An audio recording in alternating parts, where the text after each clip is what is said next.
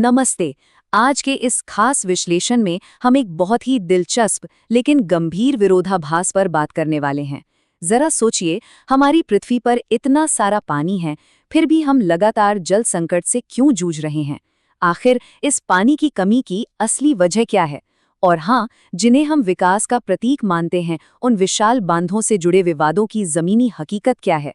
चलिए, आज इन्हीं उलझनों को सुलझाते हैं। बचपन से हम सभी ने किताबों में पढ़ा है कि पृथ्वी का 3/4 हिस्सा पानी से ढका है। सुनकर लगता है ना कि पानी की तो कोई कमी ही नहीं होनी चाहिए। लेकिन यहीं पर तो सबसे बड़ा भ्रम छिपा है। अगर सच में हमारे पास इतना सारा पानी है, तो दुनिया के कई इलाके सूखने की कगार पर कैसे पहुंच गए? असल बात यह है कि समंदर का वो सारा पानी हमारे सीधे इस्तेमाल के लायक यानी मीठा पानी नहीं है।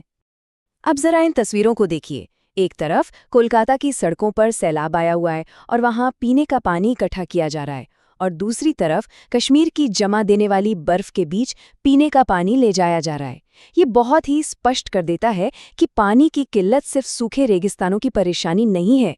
बाढ़ से जूझते शहर हों या बर्फीले पहाड़, सुरक्षित पीने के पानी के लिए हर जगह जद्दोजहद चल रही है। तो आखिर इस संकट के पीछे असली वजह क्या है? भाग 1, असली अपराधी यानी हमारा मानवीय प्रभाव।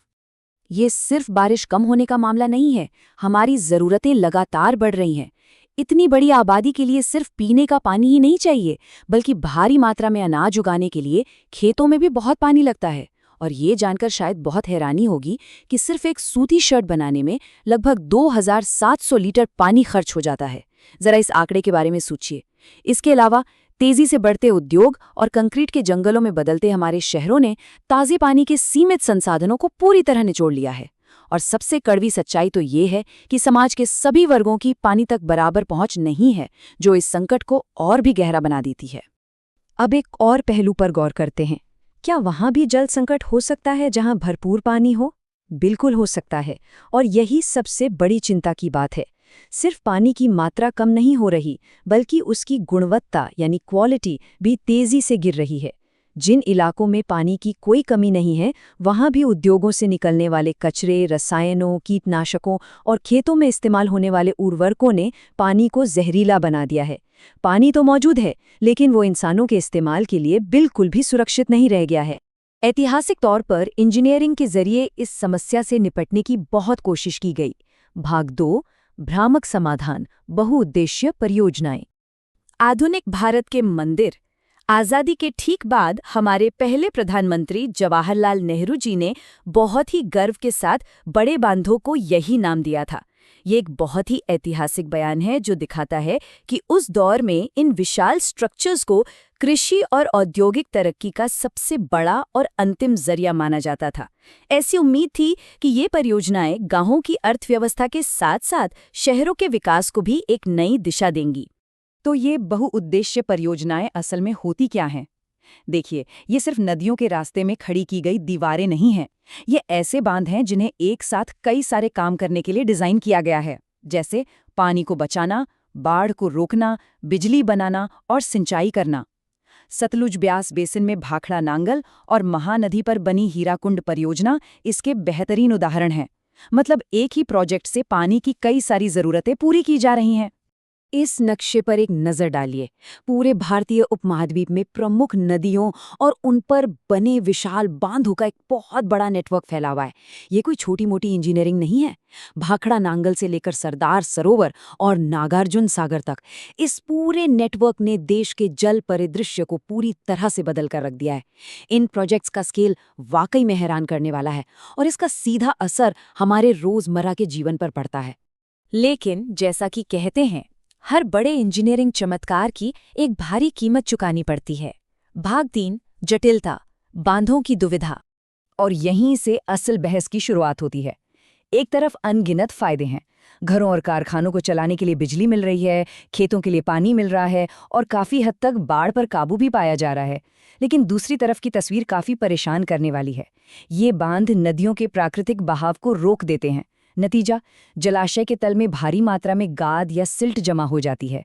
पानी में रहने वाले जीवों का घर उजड़ जाता है, और सबसे तकलीफदेह बात, बड़े पैमाने पर स्थानीय लोगों को अपनी जमीन और अपना घर छोड़कर विस्थापित होना पड़ता है। और इन नुकसानों का असर जमीन पर साफ तौर पर देखा जा सकता है। गुजरात में नर्मदा नदी पर बने सरदार सरोवर बांध जैसी विशाल परियोजनाओं को पर्यावरण की चिंताओं के चलते काफी विरोध और कड़ी जांच का सामना करना पड़ा है। बात सिर्फ यहीं तक नहीं है। संसाधनों के बंटवारे और नदियों के पानी का रुख मोड़ने से अलग-अलग राज्यों के बीच विवाद भी खड़े हो जाते हैं। कृष्णा गोदावरी विवाद इसका एक बहुत ही सटीक उदाहरण है।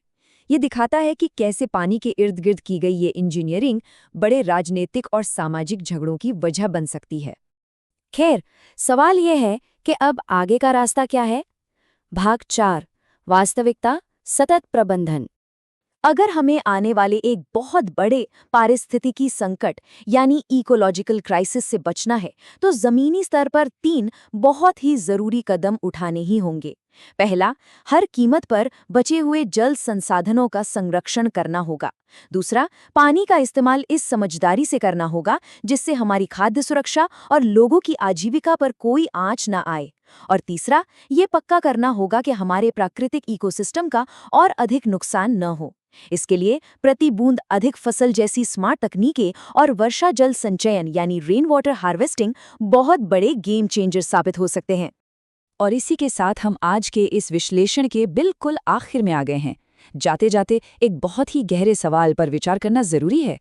क्या हम भविष्य के लिए सही रास्ता चुन पाएंगे? हमारी आने वाली पीढ़ियां विकास की लगातार बढ़ती प्यास और हमारे सबसे नाजुक संसाधन यानी पानी को बचाने की तत्काल जरूरत के बीच ये मुश्किल संतुलन कैसे बनाएंगी? ये एक ऐसा सवाल है जिसका जवाब हम सभी को मिलकर खोजना होगा। आज के इस विश्लेषण में शामिल होने के लिए बहुत बहुत धन्यवाद।